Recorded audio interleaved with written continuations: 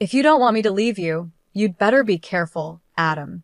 My husband, Adam, was sneering at me with an ugly smile. Next to him, my mother-in-law, Olivia, had the same creepy grin. That's right. We'll use you as much as we can, they said. Seeing this, I had to hold back my laughter. They didn't realize the real misunderstanding was on their part. Acting like I didn't know anything, I raised my voice and said, "What? I'm not your daughter-in-law anymore. I stopped being one a month ago." A little while later, lively voices echoed from the living room. Today, relatives had gathered to celebrate the completion of our new house. The guests invited by Adam and Olivia must have been shocked by the sudden turn of events. When they rushed into the living room, their faces turned pale. "You've done something terrible. How could you do this?" they said. But I stayed calm. "Don't worry. Everything is already set on my side. Now, the counterattack begins. My name is Jessica Jones, and I'm a nurse at a small clinic in town. I live with my husband, Adam, and my mother-in-law, Olivia. We got married a year ago when I was 32. At that time, I was working at a big hospital where I first met Adam, who was a patient there. He was in the hospital because of a broken bone. Adam seemed to fall in love with me at first sight and started chasing after me during his stay. "Jessica, I've never met anyone as kind and beautiful as you. Please think about having a serious relationship with me, with marriage in mind," he said. Even after he was discharged, Adam kept expressing his feelings for me. Eventually, his confident proposal, along with the fact that he worked at a big company, touched my heart. To be honest, I also really wanted to get married. It felt like the right time to settle down. Even though our relationship was brief, it was possible to move forward quickly as we were adults. However, my dad was a bit critical of my decision. "Hasn't it only been 4 months since you two met? Do you really need to rush into marriage? Are you sure there are no problems?" he asked. "There's no problem at all, Dad. You always worry too much," I replied. "You were raised in a single-parent household, so I understand why you're concerned," he said. I had lost my mother at a young age. When I was young, my father raised me on his own. He was often busy, and now he is on a work assignment out of state. Eventually, he gave his approval for my marriage, and we had a big wedding because the Jones family has many relatives. But soon, I realized that my happiness had peaked at that moment. My dad's worries had been right all along. When we got married, Adam suggested that we live with his mother. Adam's father had passed away a few years ago, and he was worried about leaving his mother alone. Since I was raised by a single parent, I understood how important it was to care for a parent. So I agreed. I knew living together could cause problems, but before the wedding, my mother-in-law seemed friendly and cheerful. Thinking things would work out, we chose a duplex apartment, hoping it would help us live separately, but close. But my expectations were too hopeful. Right after the wedding, Adam and his mother's personalities changed completely, and I found myself being treated like a servant. After we got married, I decided to change jobs to a clinic that didn't require night shifts, thinking it would be easier if I got pregnant. Knowing I had more time, my mother-in-law insisted I take on all the housework. Talking to Adam about it didn't help. He became focused on work and left everything at home to me. "Take care of my mother for me. I'm tired from work. Don't bother me with such small things," he'd say. "Small things? I'm really struggling here," I'd reply, but Adam didn't care. "The problem is you can't handle it well. Wives are supposed to manage these things smoothly. Why can't you?" he would always say. Adam, who used to be so caring before we got married, lost interest completely after. His change was deeply disappointing, and I felt drained. I never imagined I'd be in such a situation, but I couldn't bring myself to tell my dad. I didn't want to trouble him so soon after getting married. I tried to tell myself that Adam and Olivia were just stressed from the new living arrangement, but their behavior only got worse. Adam often went out drinking and rarely came home early. He started going on more business trips, spending even less time at home. But what bothered me most was that Olivia would use a spare key to enter our side of the apartment without asking, even when I wasn't home. She took my personal belongings without permission, not just jewelry and bags, but also clothes that didn't even fit her. One day, I found my expensive clothes stretched out and dumped on the floor. I almost cried, but I decided to confront her. Please don't use my things without asking. Using the spare key to come into our place when I'm not here is an invasion of privacy, I said firmly. But Olivia ignored my complaint. What are you talking about? Moving between family members' rooms is natural. There's no such thing as privacy in a family, she said. At that moment, my frustration took over. Please apologize. This is completely unacceptable, I said, trying to stand my ground. Unacceptable? What an exaggeration. I'm a person too, and there are things I won't tolerate. If I have to, I'll call the police, I replied, my voice firm. Olivia's face twisted with anger, and she shouted back, It doesn't matter. We're family after all. Enough already. I was stunned and didn't know what to say. When Adam got home, I told him what had happened, hoping he would understand. But he didn't.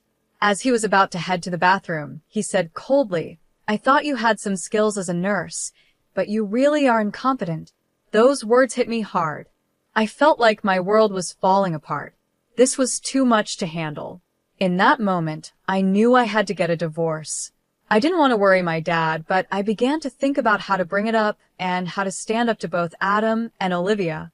A few days later, Adam suddenly brought up the idea of buying a house.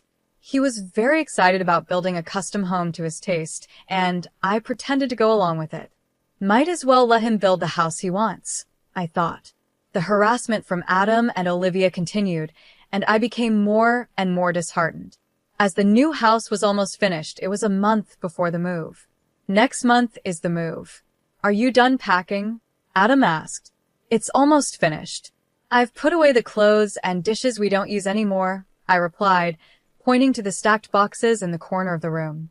Adam smiled widely. Good for you. I'll take you to the new house too. Someone as useless as you can be grateful that you're going, he said. But by then, I had already made up my mind. I'm not going with you. Please, I want a divorce, I said, my voice calm but firm. What? He snapped, clearly not expecting this. I'm done being a servant for you and your mother. I want a divorce, I repeated. The moment I said those words, Adam's face twisted with rage. He raised his hand, and before I knew it, I was on the floor from the force of his slap. Don't get cocky. You're not a house servant or a wife anymore. You're a maid. Pay $300,000 to celebrate the new house maid, he yelled. I held my cheek where he had slapped me, looking up at him in shock. I couldn't believe how cruel and inhuman he had become. Adam raised his hand again, but this time, he also lifted his foot, ready to strike me further. His words were like knives, cutting me deeply as he mercilessly insulted me. I just put up with everything on the surface, but inside, I was planning my revenge. I wasn't satisfied with just getting a divorce anymore. Adam didn't notice me smirking as I crouched down. A month later, we moved into the new house. It was a custom-designed house that Adam had carefully planned. The house had a big bedroom with a single bed, a fitness room, a study, and a bedroom and hobby room for Olivia. But, of course, there was no room for me. Even a single stool in the kitchen was considered a luxury, as Adam had said. Adam was very proud of his work. Adam's attention to detail shines through. How wonderful this house is. Your mother must be so happy to live here, he said, satisfied. This makes me a proper adult now. I'm glad I could do this for my mother. I watched their shallow display of affection, but I kept a cold, distant look. I whispered softly, well, what a wonderful thing. I'm sure the relatives will be surprised by this. It was a small trap I had set. As I expected, Olivia immediately took the bait. That's a great idea. Why don't we invite all the relatives to see this beautiful house? Let's have a party to celebrate the new house, she said eagerly. Yes, let's do that. Maybe I'll boast to my uncle and cousins too, Adam added. Excited, the two of them contacted their relatives and began planning a big housewarming party. Olivia, who loved to show off, busily prepared for the event, using me to do most of the work. The first big event in the new duplex finally took place. About 15 people, mostly relatives from the Jones family, gathered. With so many people, the house was filled with lively chatter.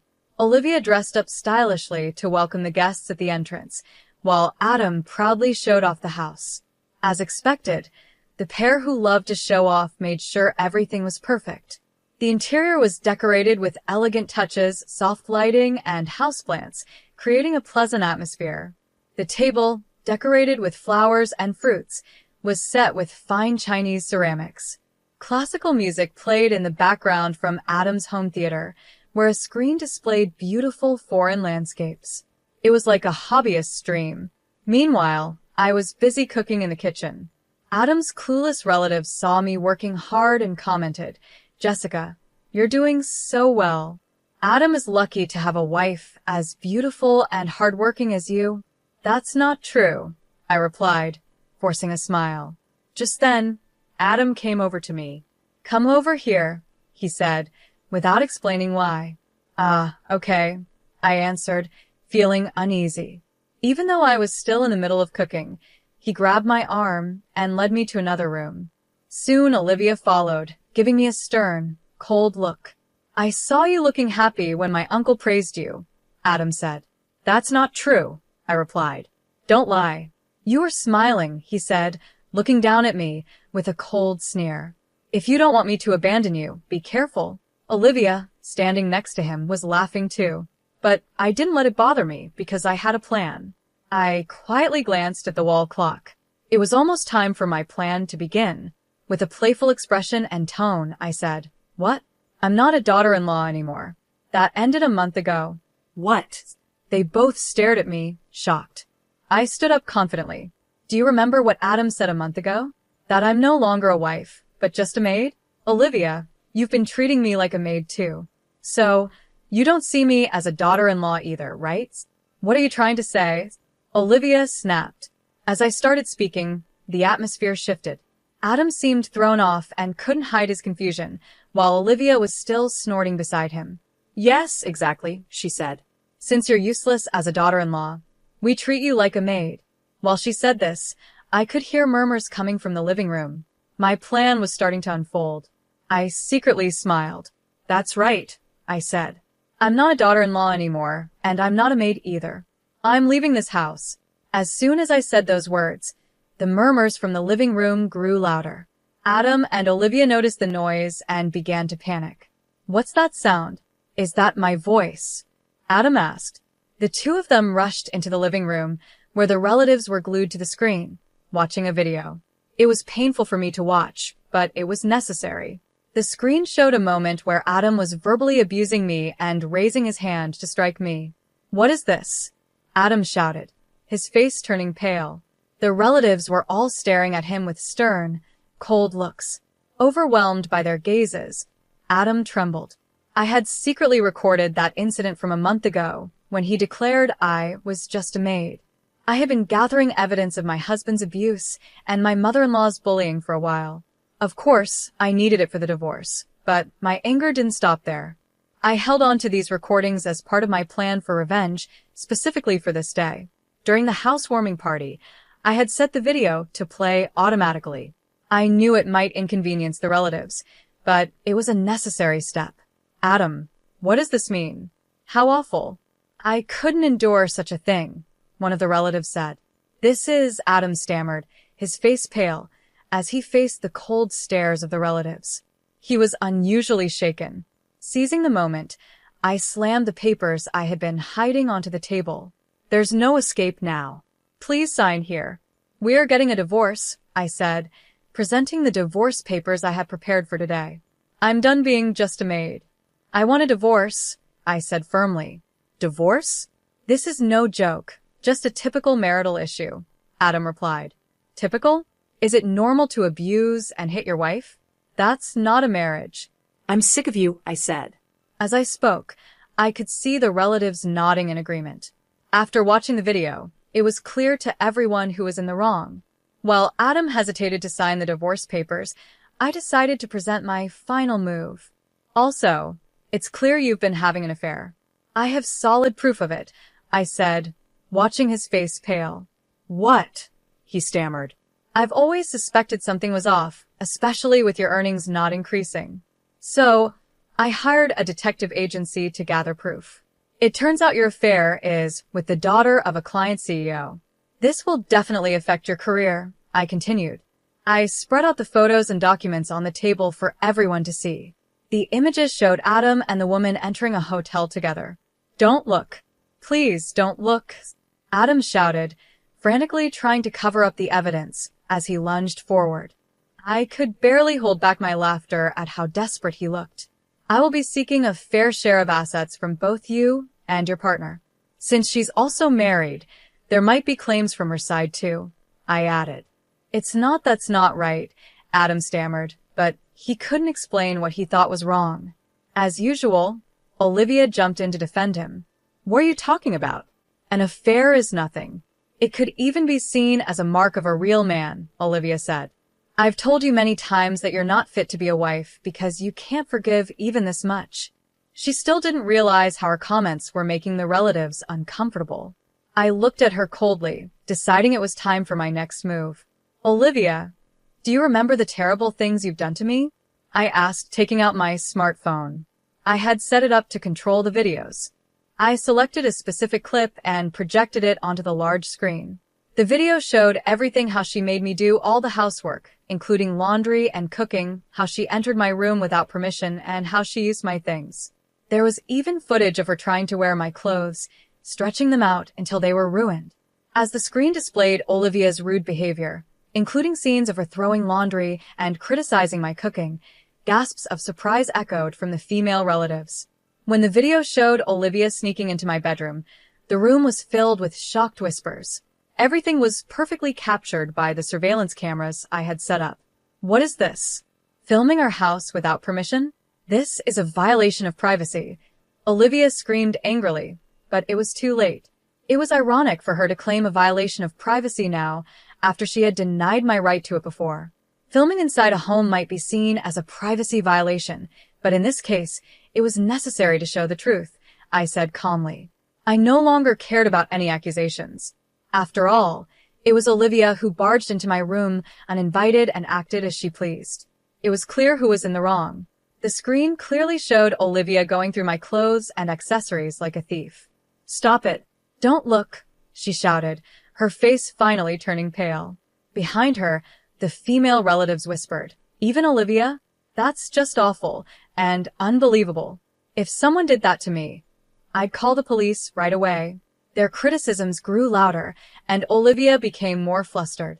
I pointed at her and spoke loudly. What I can't forgive the most is that you broke a keepsake from my late mother. It was precious to me, and you tried to laugh it off. You haven't even paid a cent for the repairs. Do you understand how much pain you and your son have caused me over this past year, showing no human empathy? At that moment, the relatives finally took my side. They stood behind me, glaring at Olivia and Adam with stern faces. Olivia, Adam, apologize to Jessica, one of them said firmly. That's right. Don't you feel any shame for what you've done? Added another. Though Adam and Olivia were still hesitant, the pressure from the relatives finally made them apologize. I'm sorry, they said, but their words were hollow and insincere. Still, I decided to accept the apology in front of everyone. With a gentle push from his uncle, Adam reluctantly filled out the divorce papers. After he signed, I felt a wave of relief and thanked the uncle. Don't worry.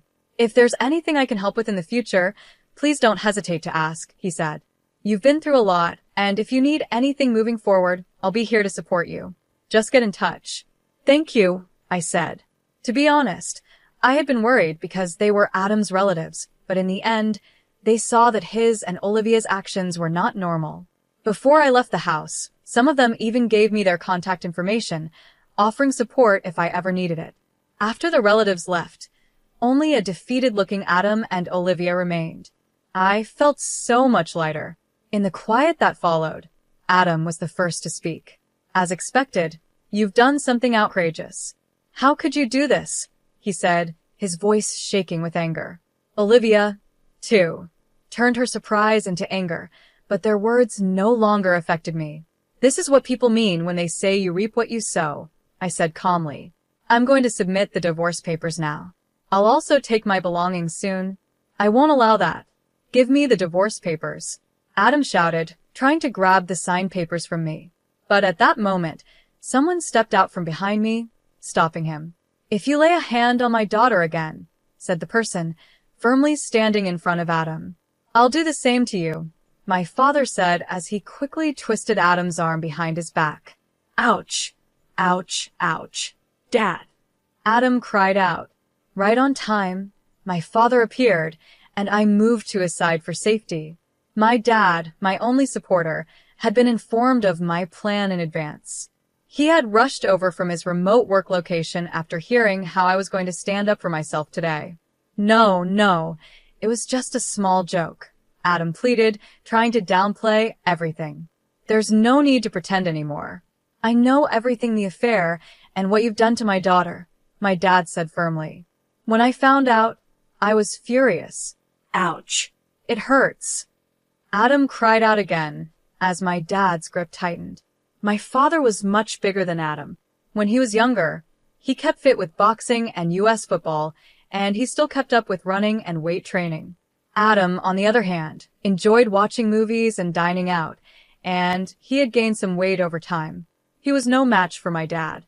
Being a single father who had raised me with care, my dad was even more determined to get justice than I was. He looked at Adam with a cold, serious expression. "About your affair partner," my dad continued. "She's actually the daughter of the president of my company." What? Adam stammered. "Then you work at TCH Company?" "That's right. I'm the executive vice president of TCH Company," my dad replied. Adam's face turned pale within seconds. "I've already reported this matter to the president," my father continued.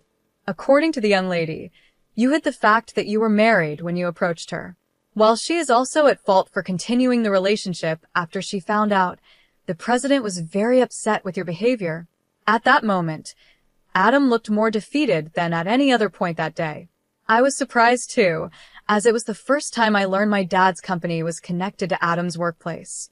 As I was still processing this, my father turned back to Adam, his smile gone, replaced by a stern look. "For a company, ours is a major client. Honestly, we have plenty of other suppliers to choose from, even without your products. So when we end our dealings, I will make sure to inform your president that, due to issues on both sides, continuing business would be difficult. All transactions will be halted." Hearing this, Adam screamed and slumped down in despair. With that, he knew he would not only lose his chances of advancing in his career, but also his position at the company. He had caused a huge problem, and now it was catching up to him. He was left completely drained, standing there in shock. Beside him, Olivia yelled at my father as he moved my luggage out of the house, calling him a demon and a devil. Hearing her words, I couldn't help but wonder if she was really talking about herself. But the joy of finally leaving that house was too great for me to care. I felt excited as I moved my things, ready to start fresh and free. I loaded all my belongings into the truck my father was driving, and we set off. As the door closed and the truck started moving, I saw Adam and Olivia chasing after us in the rearview mirror. Thief. Leave the maid and your belongings behind. Do you really think losing the contract with TCH Company will affect us? They shouted. I was shocked. I couldn't believe how shameless they were, even at the end. Surrounded by people like that, it's amazing you managed to live there at all, my dad said. I think so too, I replied. Their disgraceful behavior was painful to watch until the very end, and I was sure the neighbors saw it all. I noticed people peeking out of their windows, probably listening to their loud voices. I felt sorry for anyone who had to keep living near them. Once we turned the corner, and they were out of sight, I turned to my dad. Thank you so much for everything today, Dad. Not at all. I'd do anything for my precious daughter, he said with a smile. He was my hero, just like when I was a child. Later, the divorce papers were successfully processed. With all the evidence I had, it was clear that Adam was at fault. We also managed to settle the division of assets. The house went to Adam, but he was struggling to keep up with the mortgage. Originally, he had relied on my income as a nurse and chose only the most expensive materials for the house. That luxurious house, which looked so impressive, didn't match our real life. Both the title and the mortgage were in his name, so he was left dealing with the heavy monthly payments. His savings were quickly running out. I was truly relieved that we didn't take out a joint mortgage. Of course, Adam had to pay me my share of the property. But it wasn't just me, he was also being claimed by the spouse of his affair partner. The president of his company was making sure all payments were done on time to regain trust, so there were no delays. Adam's boss was keeping a close eye on the situation to make sure I was paid, too. At work, Adam was uncomfortable and stressed. He had been sidelined within the company, and it was clear he was in a difficult situation. How did it come to this? He must have wondered. But for someone who always liked to show off, it would be hard to endure his new reality for long. On top of that, the president's daughter, who was Adam's affair partner, also ended up getting a divorce. She was fired from the family company, TCH, where she had been working. I was also firm in demanding an apology from her. As the pampered daughter of a company president, she probably never realized her mistakes before. Now, she faces the harsh reality of life, and Adam faces the severe backlash of a world he once took lightly. Both of them are haunted every day by the huge amounts they have to pay. Meanwhile, Olivia has started down a path of self-destruction. Knowing her son was struggling financially, she took up a part-time job. But she made things worse by stealing from the supermarket where she worked. When the store's inventory didn't match, the manager checked the security cameras and caught Olivia secretly taking items. When questioned, she didn't show any regret. She even argued, "There's so much here, a little bit won't hurt. It's because you're so stingy that the store isn't doing well." It also came out that she had been reselling some of the stolen goods online. Her actions led to her arrest, and she became known in the community for all the wrong reasons. Even after being released, she continued to live in that house, but it was nothing like the fine home it used to be. The house, once built to impress, soon became run down due to a lack of care. Years later, I heard that people in the community called it the garbage house. For years after my divorce, I began to think about marriage again. Encouraged by a friend, I decided to remarry. I met a kind-hearted, gentle man who understood me and gave me the support I needed. When I introduced him to my father, he quickly gave his approval, and I felt relieved to start my new married life. Later, we were blessed with energetic twin boys, and our home became lively and full of joy. Raising twins was challenging, but the support of our parents was a huge help.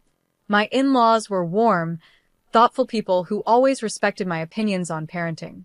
After all the hardships I had gone through, I felt deeply grateful to have met such wonderful people. My father adored his grandchildren, and the way he smiled when playing with them was something I had never seen before. "Peekaboo. Look, it's Grandpa." "Oh, Dad, your face is so unguarded," I'd tease. "Really? Do you think so?" he'd say, trying to hide his smile. But it never lasted long, and he quickly returned to his gentle, doting expression, fully embracing his role as a loving grandfather. Seeing him so happy made my heart overflow with joy. Beside me, my husband smiled warmly and leaned in close. "Thank you for giving me such wonderful children. Let's keep building our happiness together." "Yes, thank you so much," I replied. Moving forward, I'm committed to creating a loving, warm family. Together with my beloved family, I look forward to building a new life filled with joy and happiness.